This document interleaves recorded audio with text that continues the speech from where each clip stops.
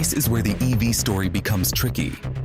A new EV may look expensive up front, but if electricity is cheap and you drive many kilometers, it may be cheaper over time. A used EV may look like a bargain, but only if buyers trust the battery and charging future. This is why subsidies matter so much. A government incentive can turn an EV from too expensive into affordable.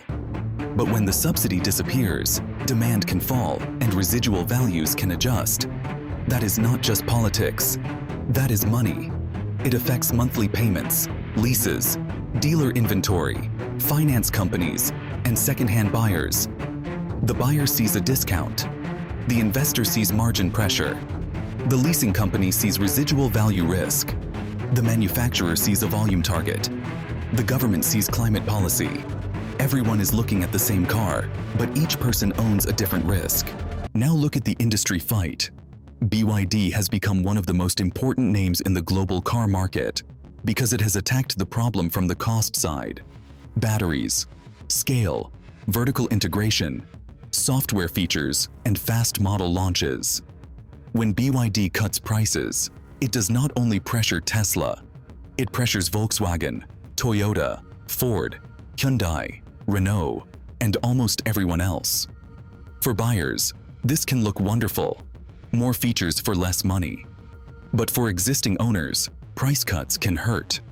If the new model becomes cheaper, better, and smarter, the car you bought last year can lose value faster. Volkswagen shows the other side. It has world-class brands, huge factories, and deep engineering history.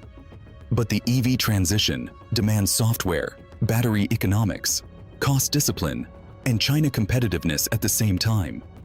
That is why this is not simply a product shift. It is a capital conversion problem. Old factories, old supplier contracts, and old labor models must convert into a new cost structure quickly enough to survive the price war. So before asking whether EVs are good or bad, ask the question that matters more. Who is carrying the risk when the car becomes a battery, a software product, and a policy bet? Resale value is where many people meet the EV reality. The first buyer may enjoy subsidies, discounts, and low running costs. The second buyer asks a colder question. How healthy is the battery? How much range is left? And will this model feel outdated in 3 years? That is why battery certification may become as important as mileage. In a petrol car, buyers ask about kilometers, service history, and accident records. In an EV, they will increasingly ask about battery state of health, charging history, software support, warranty, and whether the manufacturer still supports the vehicle. This does not mean EV batteries are failing everywhere. In fact, modern EV batteries are proving stronger than many feared. The problem is trust. If buyers cannot easily verify the battery, they will demand a discount. And that discount becomes depreciation. Maintenance is one of the strongest EV advantages. There is no engine oil, no exhaust system. Fewer mechanical parts and regenerative braking can reduce brake wear. But the cost stack is not only maintenance. EVs can be heavy. That can increase tire wear. They can be fast, which also affects tires.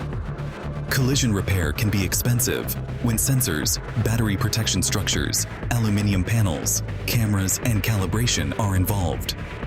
Insurance can rise if repair networks are limited or parts are costly. So the simple sentence, EVs are cheaper to maintain, may be true and incomplete at the same time. The sharper question is, what do you save on servicing? And what might you pay in tires, insurance, repair time, depreciation, or charging inconvenience?